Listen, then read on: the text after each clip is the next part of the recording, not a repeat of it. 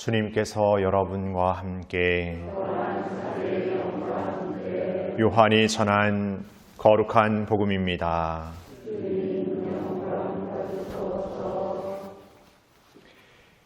그때 예수님께서는 야곱이 자기 아들 요셉에게 준 땅에서 가까운 시카르라는 사마리아의 한 고을에 이르셨다. 그곳에는 야곱의 우물이 있었다. 길을 건너라 지치신 예수님께서는 그 우물가에 앉으셨다. 때는 정오 무렵이었다. 마침 사마리아 여자 하나가 물을 기르러 왔다.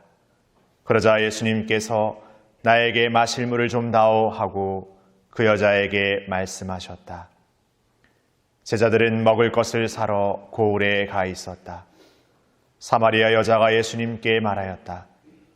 선생님은 어떻게 유다 사람이시면서 사마리아 여자인 저에게 마실 물을 청하십니까? 사실 유다인들은 사마리아인들과 상종하지 않았다. 예수님께서 그 여자에게 대답하셨다. 내가 하느님의 선물을 알고 또 나에게 마실 물을 좀 다오 하고 너에게 말하는 이가 누구인지 알았더라면 오히려 내가 그에게 청하고 그는 너에게 생수를 주었을 것이다. 그러자 그 여자가 예수님께 말하였다. 선생님, 수레박도 가지고 계시지 않고 우물도 깊은데 어디에서 그 생수를 마련하시렵니까? 선생님이 저희 조상 야곱보다 더 훌륭한 분이시라는 말씀입니까? 그분께서 저희에게 이 우물을 주셨습니다. 그분은 물론 그분의 자녀들과 가축들도 이 우물물을 마셨습니다. 예수님께서 그 여자에게 이르셨다. 이 물을 마시는 자는 누구나 다시 목마를 것이다. 그러나 내가 주는 물을 마시는 사람은 영원히 목마르지 않을 것이다. 내가 주는 물은 그 사람 안에서 물이 솟는 샘이 되어 영원한 생명을 누리게 할 것이다. 그러자 그 여자가 예수님께 말하였다. 선생님, 그 물을 저에게 주십시오. 그러면 제가 목마르지도 않고 또 물을 기르러 이리 나오지 않아도 되겠습니다. 예수님께서 그 여자에게 가서 내 남편을 불러 이리 함께 오너라 하고 말씀하셨다. 그 여자가 저는 남편이 없습니다 하고 대답하자 예수님께서 말씀하셨다. 저는 남편이 없습니다 한 것은 맞는 말이다. 너는 남편이 5이나 있었지만 지금 함께 사는 남자도 남편이 아니니 너는 바른 대로 말하였다. 여자가 예수님께 말하였다. 선생님, 이제 보니 선생님은 예언자시군요. 저희 조상들은 이 산에서 예배를 드렸습니다. 그런데 선생님네는 예배를 드려야 하는 곳이 예루살렘에 있다고 말합니다. 예수님께서 그 여자에게 말씀하셨다. 여인아, 내 말을 믿어라. 너희가 이 산도 아니고 예루살렘도 아닌 곳에서 아버지께 예배를 드릴 때가 온다. 너희는 알지도 못하는 분께 예배를 드리지만 우리는 우리가 아는 분께 예배를 드린다. 구원은 유다인들에게서 오기 때문이다. 그러나 진실한 예배자들이 영과 진리 안에서 아버지께 예배를 드릴 때가 온다. 지금이 바로 그때다. 사실 아버지께서는 이렇게 예배를 드리는 이들을 찾으신다. 하느님은 영이시다. 그러므로 그분께 예배를 드리는 이는 영과 진리 안에서 예배를 드려야 한다. 그 여자가 예수님께 저는 그리스도라고도 하는 메시아께서 오신다는 것을 압니다. 그분께서 오시면 우리에게 모든 것을 알려주시겠지요 하였다. 그러자 예수님께서 그 여자에게 말씀하셨다. 너와 말하고 있는 내가 바로 그 사람이다. 바로 그때 제자들이 돌아와 예수님께서 여자와 이야기하는 것을 보고 놀랐다. 그러나 아무도 무엇을 찾고 계십니까? 또는 저 여자와 무슨 이야기를 하십니까? 하고 묻지 않았다. 그 여자는 물동이를 버려두고 고을로 가서 사람들에게 말하였다. 제가 한 일을 모두 알아맞힌 사람이 있습니다. 와서 보십시오. 그분이 그리스도가 아니실까요? 그리하여 그들이 고을에서 나와 예수님께 모여왔다. 그러는 동안 제자들은 예수님께 스승님 잡수십시오 하고 권하였다. 그러나 예수님께서는 나에게는 너희가 모르는 먹을 양식이 있다 하시자 제자들은 서로 누가 스승님께 잡수실 것을 갖다 드리기라도 하였다는 말인가 하고 말하였다. 예수님께서 다시 그들에게 말씀하셨다. 내 양식은 나를 보내신 분의 뜻을 실천하고 그분의 일을 완수하는 것이다. 너희는 아직도 넉 달이 지나야 수확 때가 온다 하고 말하지 않느냐? 자, 내가 너희에게 말한다. 눈을 들어 저 밭들을 보아라. 곡식이 다 익어 수확 때가 되었다. 이미 수확하는 이가 삭슬 받고 영원한 생명에 들어갈 알곡을 거두어 드리고 있다. 그리하여 씨 뿌리는 이도 수확하는 이와 함께 기뻐하게 되었다. 과연 씨 뿌리는 이가 다르고 수확하는 이가 다르다는 말이 옳다. 나는 너희가 애쓰지 않은 것을 수확하라고 너희를 보낸다. 사실 수고는 다른 이들이 하였는데 너희는 그 수고의 열매를 거두는 것이다. 그 고을에 사는 많은 사마리아인들이 예수님을 믿게 되었다. 그 여자가 저분은 제가 한 일을 모두 알아맞혔습니다 하고 증언하는 말을 하였기 때문이다. 이 사마리아인들이 예수님께 와서 자기들과 함께 머무르시기를 청하자 그분께서는 거기에서 이틀을 머무르셨다. 그리하여 더 많은 사람이 그분의 말씀을 듣고 믿게 되었다. 그들이 그 여자에게 말하였다.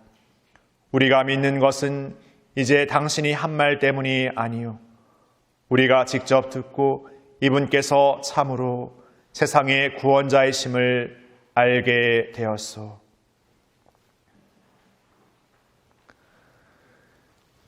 주님의 말씀입니다.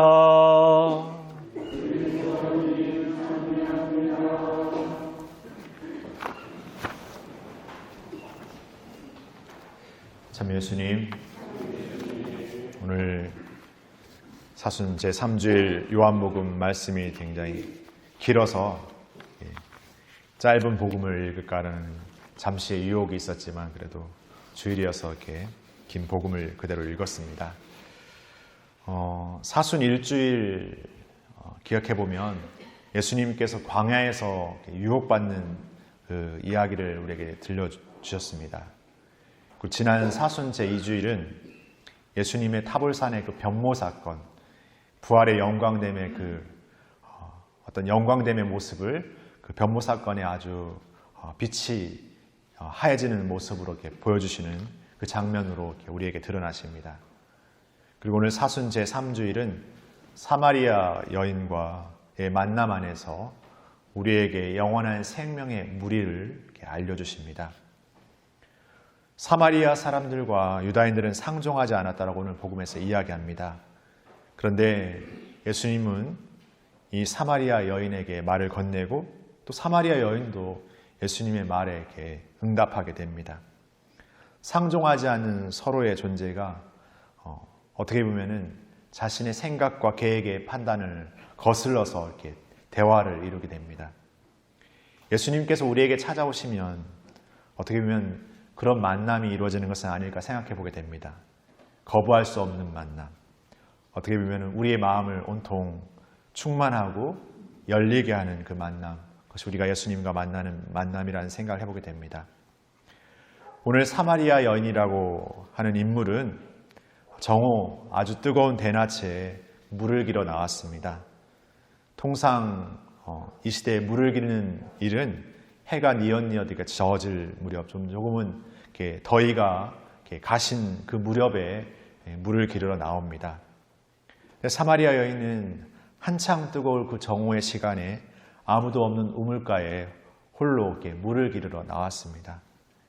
이 장면만 보고 생각해 보자면 이 사마리아 여인은 이 사마리아 사람들 가운데에서도 어떻게 보면 왕따 아니면 외면당하고 있는 존재라고 말할 수 있을 것 같습니다. 오늘 복음의 이야기를 더 들어보면 그는 남편이 5이나 있었지만 다 그 여자의 진짜 남편은 아니었습니다. 이 남자 저 남자 이렇게 어떤 뜨내기처럼 살아가는 삶이었고 자신의 삶에서도 어떤 희망이라는 것을 갖지 못하고 그냥 주어지는 삶에 어쩔 수 없이 살아가는 삶처럼 그 근근히 살아가는 사마리아 여인이었습니다. 그런 그에게 예수님께서 나타나셨고 당신에게 마실 물을 좀 다오고 청하게 됩니다. 그리고 그 물을 청하면서 예수님은 내가 오히려 너에게 영원히 목마르지 않는 물을 주겠다고 말씀하십니다. 두레박도 아무것도 주지 않은 예수님께서 그 사마리아 여인에게 물을 준다고 하시자 사마리아 여인은 놀라워하고 의아해합니다. 그리고 자신이 다시는 물을 들어오지 않아도 좋겠다고 말하면서 그 물을 달라고 합니다. 사실 아직 사마리아 여인은 예수님이 누구인지도 몰랐고 그 물의 의미도 아직 온전히 깨닫지 못하였습니다. 그러나 예수님은 이렇게 깨닫지도 못하고 자신을 알아보지 못하는 이들에게 먼저 다가가시는 것 같습니다. 오늘 제1독서 내용을 보면은 이스라엘 백성들이 이제 광야로 나와서 목말라 죽겠다고, 여기서 굶어 죽겠다고 아주 원망 한탄을 모세에게 하게 됩니다. 그런 모세의 어려움을 아시고 하느님께서 이렇게 바위에 그 지팡이로 이렇게 쳐서 물이 이렇게 샘솟게 하셔서 이렇게 물을 주시는 이야기, 탈출기 이야기를 들려주는데, 이렇게 원망하는 이렇게 어떻게 보면은 자신들의 어떤 그 욕구만 생각하는 이들에게도 하느님께서 당신의 은총과 자비를 드러내십니다. 하느님의 마음은 어떻게 보면 당신에 대한 온전한 마음과 사랑 가득한 이들에게 뿐만이 아니라 이렇게 아직 깨닫지 못하는 이들에게도 당신의 자비를 드러내심으로써 오히려 그 모든 것을 넘어서서 하느님을 깨닫도록 초대하시는 것 같습니다. 오늘 사마리아 여인에게도 바로 예수님은 그러한 아직 깨닫지 못한 이에게 한 걸음 더 다가가서 더 영원함의 것을 이야기하고 계시는 것 같습니다. 그리고 사마리아 여인은 그 예수님의 존재에 놀라서 자신의 어떤 과거의 일들을 알고 있는 그 예수님의 존재에 놀라서 사람들을 불러오게 됩니다. 사람들도 이 사마리아 여인의 어떤 일을 알고 된 예수님의 모습에 놀라워해서 왔지만 결국 그 예수님을 만나고 나서는 그 말에 놀란 것이 아니라 예수님의 말씀과 예수님의 어떤 모습과 예수님의 행동 안에서 온전히 새로움을 깨닫게 됩니다. 그리고 우리의 삶에서 누군가를 통해서 어떤 일들을 통해서 이 신앙의 삶을 시작하게 됩니다. 그러나 그것은 내가 신앙을 시작하게 된 어떤 동기일 수는 있겠지만 신앙의 전부일 수는 없습니다. 우리는 이 신앙 안에서 예수님을 만나야 합니다. 예수님을 온전히 만날 때 우리는 이 신앙의 삶의 기쁨과 희망을 갖게 됩니다. 그리고 그 희망은 이 신앙을 살면서 세상의 시선 안에서는 무언가 손해보고 잃어버리는 삶으로 비춰지지만 이 신앙의 믿음을 우리가 더욱 우리 안에 간직해 나갈 때 이 신앙은 우리에게 희망, 기쁨이 됩니다. 그래서 오늘 바오로 사도는 희망은, 예수님께 대한 그 믿음의 희망은 결코 우리를 부끄럽게 하지 않는다라고 말합니다. 사람들이 죄인이었을 때, 우리가 죄인이었을 때 당신의 모든 것을 우리를 위한 희생으로 내어놓으신 예수님의 사랑은 바로 우리가 어떤 어려움과 힘겨움 안에서 이 믿음으로 살아갈 때 그 모든 것을 넘어서서 기쁨과 희망을 발견하는, 복음의 그 기쁨을 발견하는 희망이 된다는 것을 우리에게 알려주고 사도는 그 깨달음을 우리에게 전해주고 있습니다. 우리는 이 사도의 말씀 안에서도 다시금 하느님을 새롭게 바라보고 예수님께 새롭게 다가가 머물 수 있습니다. 그러나 더 중요한 것은 우리가 그 예수님을 만나고 그분과 이야기를 나누고 그분과 함께 머물러야 합니다. 그 삶이 우리의 기도입니다. 기도는 단지 우리의 독백이 아니라 그분과의 만남과 그분과의 대화와 그분과의 함께 머무름의 삶의 통합이기도 합니다. 바로 우리는 이 사순의 여정 안에서 여러 가지 어떤 유혹들을 겪게 되고 단지 순간의 어떤 기쁨에 현혹될 수도 있겠지만 진정한 영원함으로 나아가는 길은 바로 우리 자신의 십자가를 매일의 삶에서 지으면서 영원함을 향해서 늘 지치지 않는 하느님과의 만남과 머무름과 그분을 바라봄 안에서 매일매일 한 걸음 한 걸음 걸어가는 게 아닐까 싶습니다.